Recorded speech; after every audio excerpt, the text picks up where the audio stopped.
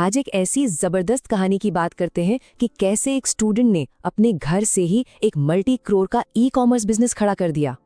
सवाल यही है ना, कि आखिर एक स्टूडेंट घर बैठे बैठे करोड़ों का बिजनेस कैसे बना सकता है। तो चलिए उत्कर्ष और उनके बैक ब्रांड क्लूची की इस पूरी जर्नी को डीकोड करते हैं और आप देखेंगे कि ऑनलाइन सक्सेस का रास्ता सरप्राइजिंगली काफी सीधा साधा हो सकता है। अच्छा, इसके स्केल को समझने के लिए सबसे पहले नंबर्स पर नजर डालते हैं। क्लूची हर महीने, जी हाँ हर महीने 25 लाख तक की सेल्स कर लेता है।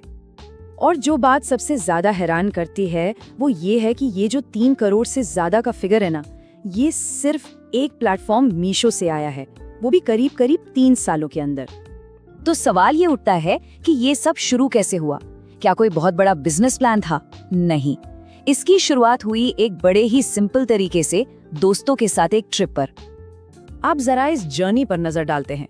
ये सब बहुत तेजी से हुआ। 2022 में एक दोस्त के ऑनलाइन स्टोर से इंस्पिरेशन मिली। उसी साल बिजनेस शुरू करने पर परिवार को शक था, फिर भी उन्होंने मीशो पर अपना पहला सेलर अकाउंट बनाया और आज वो एक मल्टी प्लेटफॉर्म ई-कॉमर्स ब्रांड चला रहे हैं। और ये थी वो पहली रिएक्शन जो उन्हें सुनने को मिली, ये सब छोड़ो और पढ़ाई पर ध्यान दो, तुमसे नहीं हो पाएगा। सोचिए, ज्यादातर नए एंटरप्रेन्योर्स को कहीं ना कहीं ये सुनने को मिलता ही है। तो यहाँ पर जो सबसे जरूरी बात है वो ये है कि उन्होंने सब कुछ एक साथ करने की कोशिश नहीं की। उन्होंने शुरुआत की मीशो से। क्यों? क्योंकि एक बिगिनर के लिए ये प्लेटफॉर्म हैंडल करना सबसे आसान था, मतलब ऑनलाइन सेलिंग की एबीसी सीखने के लिए परफेक्ट जगह।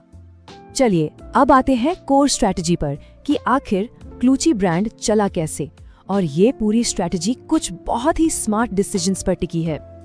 ये स्लाइड ब्रिलियंटली दिखाती है कि उन्होंने बैग्स ही क्यों चुने। देखिए, कपड़ों में क्या होता है, साइज की दिक्कत, रंग की दिक्कत, फिटिंग की दिक्कत, मतलब हायर रिटर्न्स। वहीं दूसरी तरफ बैग्स में एक साइज सबको फिट, सिंपल फंक्शन, ज्यादा दिक्कत ही नहीं, मतलब रिटर्न्स बहुत कम। ई कॉमर्स में रिटर्न्स एक बहुत बड़ा सिरदर्द होता है और उन्होंने इसी को टारगेट किया। तो फिर कम दाम का राज क्या है? क्या वो सस्ता मटेरियल यूज करते हैं? नहीं, इसका राज है बल्क मैन्युफैक्चरिंग, यानी बड़ी क्वांटिटी में सामान बनवाना और हर आइटम पर थोड़ा कम प्रॉफिट मार्जिन रखना। इससे वॉल्यूम बढ़ता है और ओवरऑल प्रॉफिट भी। अब ये बहुत इंटरेस्टिंग है। देखते हैं कि किसी प्रोडक्ट की फाइनल प्राइस कैसे तय होती है। सबसे पहले मैन्युफैक्चरिंग कॉस्ट, मतलब बैग बनाने का खर्चा, फिर उस पर 18% जीएसटी, फिर प्लेटफॉर्म पर प्रमोशन के लिए 10% एडवर्टाइजिंग का खर्च, फिर 10 रुपए पैकेजिंग के और 10 रुपए रिटर्न बफर के। ये बफर जरूरी है ताकि रिटर्न से होने वाले लॉस को कवर किया जा सके। तो ये एक क्लियर फॉर्मूला है। इतने बड़े स्केल पर सक्सेस के लिए एक वेल ऑयल्ड मशीन की तरह काम करना पड़ता है। तो चलिए देखते हैं कि इनका डेली ऑपरेशन कैसे चलता है। प्रोसेस को एफिशिएंसी के लिए एकदम स्ट्रीमलाइन किया गया है। सबसे पहले अलग अलग प्लेटफॉर्म्स पर ऑर्डर्स आते हैं, फिर शिपिंग लेबल्स डाउनलोड किए जाते हैं। इसके बाद एक डेडिकेटेड टीम रोज के 200-250 ऑर्डर्स पैक करती है और आखिर में मीशो, अमेज़न जैसी कंपनीज के कुरियर आकर पैकेजेस उठा ले जाते हैं। इसी वजह से एक छोटी सी टीम भी रोज सैकड़ों ऑर्डर्स हैंडल कर लेती है। तो सेल्स आती कहाँ से है? ये चार्ट दिखाता है कि 45% मीशो से, 40% फ्लिपकार्ट से, मतलब ये दोनों अभी के पावर हाउस हैं। अमेज़न का हिस्सा अभी 10% है, लेकिन ब्रांड का फोकस अब अमेज़न पर भी बढ़ रहा है। डिलीवरी टाइम को और बेहतर बनाने के लिए वो अमेज़न FBA का इस्तेमाल करते हैं। इसका मतलब है फुलफिलमेंट बाय अमेज़न। इसमें होता ये है कि क्लूची अपने प्रोडक्ट्स को अमेज़न के वेयरहाउसेज में रखवा देता है। इससे खास तौर पर साउथ इंडिया जैसे इलाकों में कस्टमर्स तक डिलीवरी बहुत तेजी से हो जाती है। तो इस पूरी कहानी से वो कौन से सीक्रेट्स हैं, वो कौन सी की टेकअवेज हैं जिन्हें कोई और भी अपना सकता है? तो ये है उत्कर्ष का ई-कॉमर्स प्लेबुक। पहला, एडवर्टाइजिंग जरूरी है, ऑप्शनल नहीं। दूसरा, सबसे आसान प्लेटफॉर्म से शुरू करो ताकि जल्दी सीख सको। तीसरा, ऐसे प्रोडक्ट्स चुनो जिनमें रिटर्न्स कम से कम हो। चौथा, अमेज़न जैसा अच्छा प्लेटफॉर्म सपोर्ट बहुत जरूरी है। पांचवा, कॉम्पिटिटिव प्राइसिंग के लिए बल्क मैन्युफैक्चरिंग जरूरी है।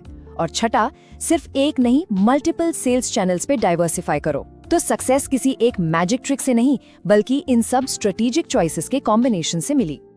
और इन सब खर्चों के बाद भी जो ग्रॉस प्रॉफिट मार्जिन है वो 25 से 30% के बीच रहता है। इसका मतलब है कि प्रोडक्ट बनाने, बेचने, एड्स और शिपिंग सब कुछ हटाने के बाद भी एक हेल्दी प्रॉफिट बचता है और यही प्रॉफिट इस बिजनेस के ग्रोथ का इंजन है। और आखिर में ये एक सवाल हमारे सामने आता है, इस भीड़ भरे मार्केट में क्या प्रॉफिट कमाने का सबसे स्मार्ट तरीका कोई ट्रेंडी चीज बेचना है या फिर एक सिंपल लो हैसल प्रोडक्ट चुनकर बस फंडामेंटल्स को मास्टर